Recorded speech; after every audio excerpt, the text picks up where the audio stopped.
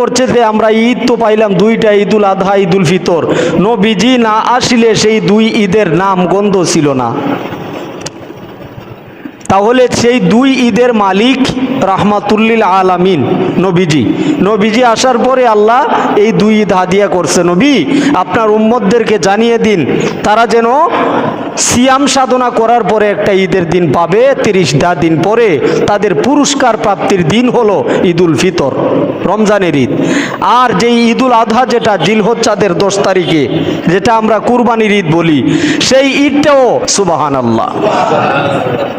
তাহলে দুই ঈদের মালিক যিনি রহমাতুল্লিল আলামিন, উনাকে পাঠানো উপলক্ষ করে আল্লাহ আমাদেরকে দিলেন, নামাজ দিলেন, হজ দিলেন, জাকাত দিলেন, ঈদ দিলেন, 30টা রোজা দিলেন, মক্কা মদিনা দিলেন, সব কিছু পুরো বিশ্বর সমস্ত কিছুর আয়োজন আমার নবীকে উপলক্ষ করে। নবীজি আপনাকে পাঠাবো তো সব কিছু আগে তৈরি করে নেই, এরপরে আপনাকে পাঠাবো। আল্লাহ তাআলা পুরো সৃষ্টি কেন তৈরি করেছেন? কে ওসিলা করেই আল্লাহ আসমান জমিন বানাইছে। আসমান জমিন নবীজিকে উসিলা করে আল্লাহ সর্বপ্রথম যখন বানায়, আউয়ালু মা খালাকাল্লাহু নূরি কদ জাআকুম মিনাল্লাহি নূরুন ওয়া কিতাবুম মুবিন। এটা নিয়ামত, একটা হইল নূর আর একটা হলো কিতাব, এই কোরআন। একটা হলো নূর, সেই নূরের ব্যাখ্যায় মুহাম্মদুর রাসূলুল্লাহ সাল্লাল্লাহু আলাইহি ওয়াসাল্লামকে সৃষ্টি করিলাম, তোমাদের জন্য এই নূরটাকেই হাদিয়া করিলাম। এই নূরকে আগমন করেই আল্লাহ কোরআন দিছে, নামাজ দিছে, মুসলমান বানাইছে, আল্লাহ দিন দুনিয়া বানাইছে, আসমান জমিন বানাইছে, গ্রহ নক্ষত্র, লৌহ কলম, সমস্ত কিছুর সৃষ্টির মূল আমার নবীজিকে উপলক্ষ করে। সুবহানাল্লাহ। আজকে সেই নবীকে ভুলে গিয়ে আবার ঈদে মিলাদুন নবী কি আবার?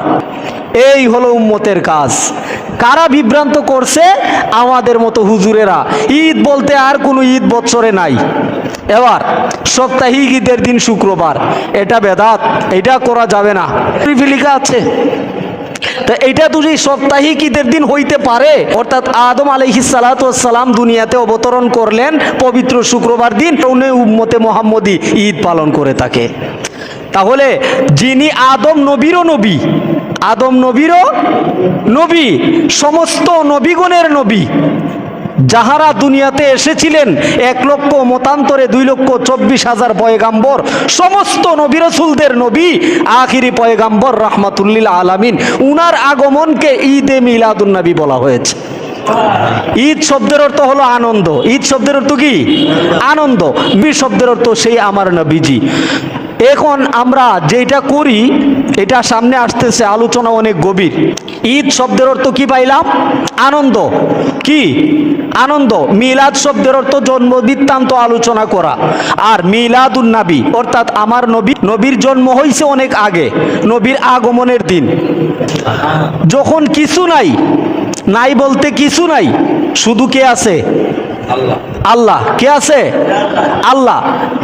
আসমান নাই, গ্রহ নাই, তারা নাই, নক্ষত্র নাই, লৌহ নাই, কলম নাই, সূর্য নাই, জমিন নাই, আসমান নাই, চাঁদ নাই, কোনো কিছুই নাই। তখন কে আসিল? আল্লাহ।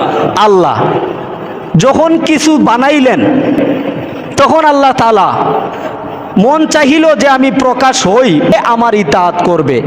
তখনই আল্লাহর মনস্থ হইল যে আমি কিছু সৃষ্টি করিব। তখনই আল্লাহর নূর থেকে আল্লাহ পাক কদ জাআকুম মিনাল্লাহি নূর, আমার নবীজির জাতি নূর মুবারক আল্লাহ আলাদা করলেন। সুবহানাল্লাহ। তাহলে যখন সৃষ্টি করছে নবীকে, তখন মাটি বলতে কিছুই নাই। এখন অনেকের আকীদা আছে আমার নবীজি মাটির নবী, আছে তো আকীদা। এখন আপনাকে আমি বলছি যে যখন আল্লাহর নবীকে আল্লাহ বানায়, তখন মাটির বংশও নাই। তাহলে মাটি পাইল কই? নবীরে বানাইতো মাটির বংশ যদি, তাহলে আপনার প্রশ্ন অনুযায়ী বোঝা গেল আল্লাহ মাটি সৃষ্টি করছে আগে, তারপরে নবী বানাইছে। যদি মাটি দিয়ে নবীকে বানায়, আসলো প্রশ্ন। তাহলে আল্লাহর সর্বপ্রথম সৃষ্টি হইল নূর, অর্থাৎ আল্লাহর নূর থেকে আল্লাহ পাক জাররা পরিমাণ নূরকে আলাদা করলেন। তারপরে আল্লাহ আনবেন নবীজি কোথায় থেকে কোথায়? আমার নবীজি নূরের নবী, অর্থাৎ আল্লাহর যেই নূর, সেখান থেকে আল্লাহ পাক সৃষ্টি করলেন। আল্লাহ পাক স্রষ্টা আর নবী সৃষ্টি। আমরা বলি না যে নবী স্রষ্টার কাতারে, অর্থাৎ নবী আল্লাহ, আল্লাহ নবী। অসম্ভব কথা। আল্লাহ আল্লাহ, নবী নবী, নবী নবী, নবী সৃষ্টি, নবী কি আল্লাহ স্রষ্টা।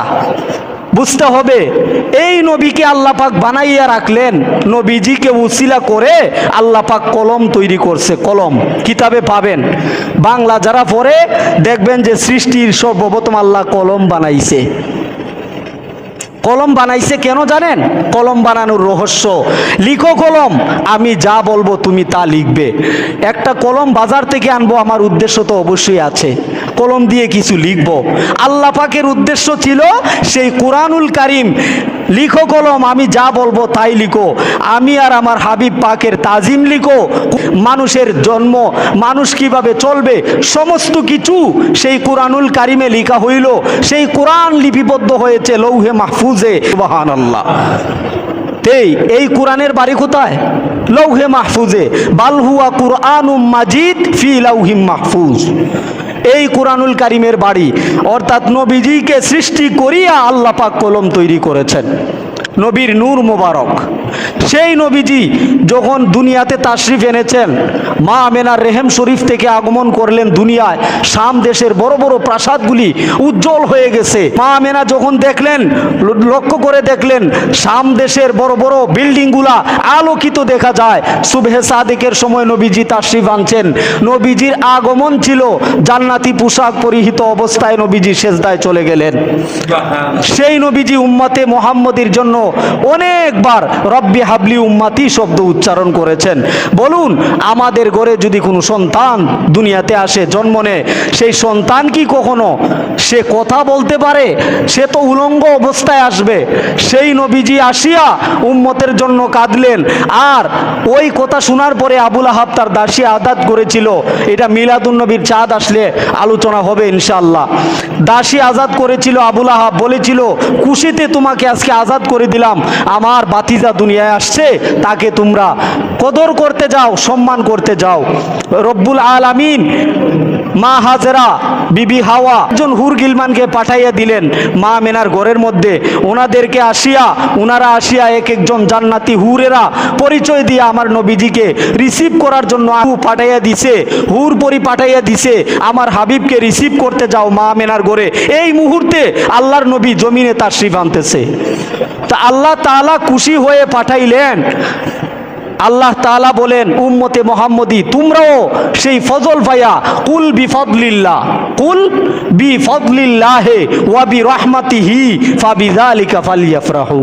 ফালিয়াফরাহু শব্দের ব্যাখ্যা, তোমরা খুশি প্রকাশ করো, আনন্দ প্রকাশ করো, আমার কাছ থেকে তোমাদের জন্য ফজল অর্থাৎ রাহমাতুল লিল আলামিন গেছে। সুবহানাল্লাহ। সেই নবীজিকে পাওয়ার পরে তোমরা খুশি প্রকাশ করো।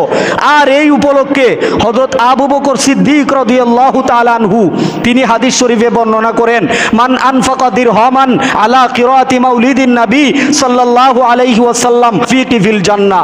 আবু বকর সিদ্দিক বলেছেন, ঈদে মিলাদুন নবীকে উপলক্ষ করে একটা পয়সা যদি কেউ খরচ করে, তার জন্য আমি সিদ্দিক আকবর সাক্ষী হয়ে তার জন্য সুপারিশ করব। এটা হাদিস শরীফের কথা। তাহলে মিলাদুন নবী উপলক্ষ করে আপনি একটু তাবারুকের ব্যবস্থা করলেন, আয়োজন করলেন, 10 জন মানুষকে আল্লাহর হাবিবের ওসিলা করে সদকা করলেন, যে আল্লাহর নবী এই দিনকে আসছে, আমি 10 জন মানুষকে আমার সামর্থ্য অনুযায়ী কিছু সদকা করে দিলাম। এই যে সদকাটা করছেন আল্লাহর হাবিবের আগমনী বার্তা পেয়ে, আল্লাহ তাআলা হয়তোবা এইটাকে উসিলা বানাইতে পারে না? আল্লাহ তাআলা নেক আমলকে উসিলা করেন। আসেন সামনে আমরা রবিউল আউয়াল মাস আসলে আলোচনা করব। তাওরাত কিতাবের মধ্যে আসছিল, আমরা উম্মতে মুহাম্মদী, তাওরাত কিতাব। আমার নবীজি বিদায় নিছে কত বছর? 1500 বছর হইছে। এই তাওরাত কিতাব মুসা নবীর জামানার। সেই কিতাবের মধ্যে লেখা ছিল উম্মতে মুহাম্মদীরা এত শ্রেষ্ঠ উম্মত হবে। আল্লাহর নবী মেরাজ থেকে কত ওয়াক্ত নামাজ আনছিল? 50 ওয়াক্ত নামাজ। আল্লাহ কমাইতে কমাইতে নবীজি বলতেছে, আমার উম্মতেরা পারবে না। আমার উম্মতদেরকে আরো কমিয়ে দেন আমল, এরা ব্যস্ত হয়ে পড়বে। 5 ওয়াক্ত নামাজ আল্লাহর হাবিবকে দয়া করে আল্লাহ হাদিয়া করছে। হে নবী, আপনার উম্মতদেরকে বলুন তারা যেন 5 ওয়াক্ত নামাজ পড়ে। সেই 5 ওয়াক্ত নামাজ পড়ে মুসা নবীর তাওরাত কিতাবের মধ্যে ছিল যে তারা 5 ওয়াক্ত নামাজ পড়ে তাদের জিন্দেগি এমন হবে, আমার উম্মতেরা 300-400 বছর হায়াত পাইতো। মুসা নবীর উম্মতেরা 300-400 বছরের চাইতেও উম্মতে মুহাম্মদীর 70 বছরের জিন্দেগি উত্তম। সুবহানাল্লাহ। এত শ্রেষ্ঠ হবে উম্মতে মুহাম্মদী যদি শেষ রাত্রে উঠিয়া 1 ফোঁটা চোখের পানি ছাড়ে, আল্লাহ তার জিন্দেগির গুনাহখাতা মাফ করে দিবেন, ক্ষমা করে দিবেন। আল্লাহ তাআলা ওয়াদা করেছেন উম্মতে মুহাম্মদী কখনো যেন শাস্তি না পায়। আমার উম্মতেরা অনেক সময় পানিতে, নূহ নবীর উম্মতেরা প্লাবনে ধ্বংস হয়েছে।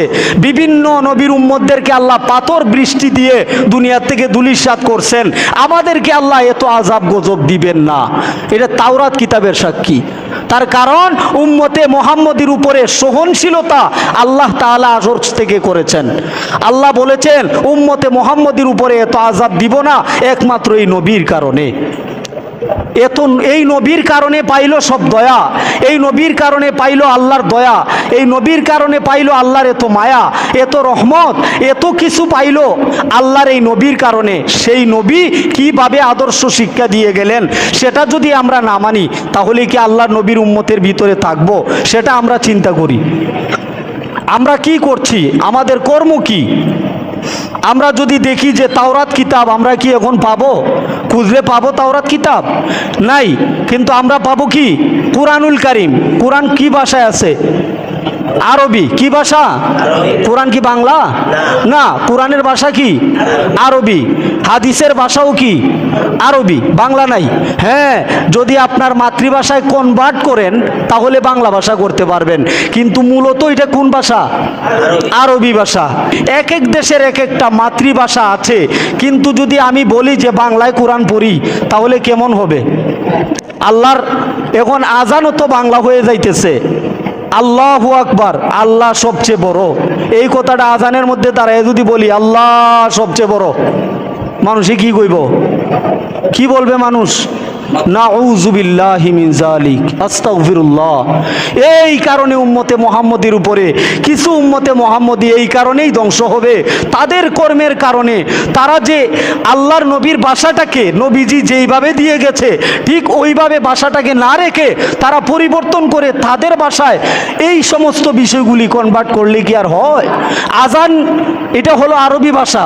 আল্লাহু আকবার, আল্লাহু আকবার, এটা যে ধ্বনিটা দেওয়া আল্লাহর নবী বলেই গেছেন তোমরা আরবি ভাষায় উচ্চারণ করবে। তাহলে তো আল্লাহর নবী বলে যাইতেন যার যার মাতৃভাষায় তোমরা আজান দিয়ে দিও। এখন এমনও আছে সমাজে বের হয়ে গেছে আজানও বাংলা ভাষায় দেওয়া শুরু হয়েছে। আস্তাগফিরুল্লাহ। এই সমস্ত মানুষের অবস্থাটা এমনই হবে যে তারা তর্জমা করতে করতে নামাজ পর্যন্ত বাংলা করে দিবে। এই সমস্ত উম্মতদের জন্য আল্লাহর নবী ফাওয়াইলুল লিল মুসাল্লিনা আল্লাযীনা হুম আন সালাতিহিম সাহুন, ও তাদের জন্য আফসোস। আল্লাহ আমি এই পাইছি সেই পাইছি, দুঃখ পাইছি, ব্যথা পাইছি, সেটা আল্লাহ পাক বুঝবেন। কিন্তু যেই মেইন পয়েন্টগুলো আরবি সূরা আছে আলহামদুলিল্লাহি রাব্বিল আলামিন, এটাকে তর্জমা করে যদি আমি বলি আমার পিছে নামাজ হবে? কোনো দিন হবে না। আর বটি বাংলা অভিধান যদি আমি পড়তে যাই তাহলে আমার নামাজ হবে না। ঠিক তেমনিভাবে আরবি ভাষাটাকেও কনভার্ট করে যদি আপনি বলেন আপনার মাতৃভাষায় উচ্চারণ করবেন, আল্লাহ তাআলা বলেন এই সমস্ত উম্মতদের জন্য গজব। এদেরকে আমি তরাবো না, এদের জন্য আমল না। এরা তাদের মাতৃভাষাকে তারা প্রাধান্য দিয়ে তারা আমার আরবি ভাষাটাকে বিকৃত করে দিল, এই কারণে এদের উপরে আযাব গজব আসে। আল্লাহ তাআলা আমাদেরকে হিফাজত করুন, পড়ি আমিন। আসেন নামাজ। আপনি ঈদে মিলাদুন নবী সাল্লাল্লাহু আলাইহি সাল্লাম, এটা হলো রবিউল আউয়াল চাঁদ সামনে আগমন করতেছে। রবিউল আউয়াল চাঁদের 12 তারিখ, রবিউল আউয়াল চাঁদের 12 তারিখ আপনি রোজা রাখবেন। আপনি রোজা রাখবেন। নবীজি আগমন করে নবীজি এদিনকে নবীজির ঈদে মিলাদুন্নবী উপলক্ষে রোজা রাখছেন, কিছু হাদিয়া করেছেন, দান সদকা করেছেন, যেইভাবে নবী পালন করেছেন ঠিক এইভাবেই আমরা করি। আমরা অনেকেই দেখবেন জশ্নে জুলুস নামে একটা জুলুস করি আমরা রাস্তায়, হাজার লক্ষ লক্ষ মানুষ। এই দিনে ফেরেশতারা পর্যন্ত তলা আল বাদরু আলাইনা মিনসানি ইয়াতিল উইদাই ওয়াজাবা শুকরু আলাইনা মা দাআ লিল্লাহি দাঈ। জাসনুন শব্দের অর্থ হলো আনন্দ, জুলুস শব্দের অর্থ হলো মিছিল। জশ্নে জুলুসে ঈদে মিলাদুন্নবী অর্থাৎ নবীজির আগমনী, ঈদে মিলাদুন্নবী অর্থাৎ রেলি। এটা করলে রাস্তায় আপনি যে প্রকাশ করলেন একটা খুশি, যেইভাবে আনন্দ করলেন, আল্লাহ তাআলা এটাকেও উসিলা করতে পারেন। আপনাকে আমি বলছি না, জোর করছি না, আপনার পছন্দ হইলে যাবেন, পছন্দ না হইলে যাবেন না, কিন্তু এটার বিরোধিতা করা যাবে?